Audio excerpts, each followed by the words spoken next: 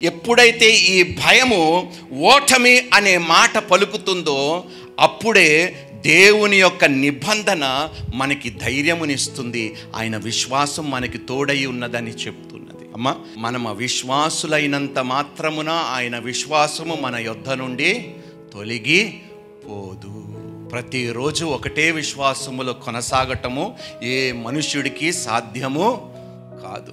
పెద్ద పెద్ద ప్రవక్తలే భయపడిపోయారు, పరుగులు తీసి దాక్కున్నారు, చచ్చిపోదామనుకున్నారు, అన్నీ జరుగుతాయి. But our confidence is not in us but in God, in his covenant. మన యొక్క ధైర్యము మనలో కాదు, ఆయన నిబంధనలో, ఆయన వాగ్దానమును బట్టే మనకి ధైర్యం. ఈరోజు ప్లీజ్ మనవి చేస్తున్నాను, ఏ విషయములో కూడా అధైర్యపడకుండా ఉండగలిగితే సంతోషిస్తాం.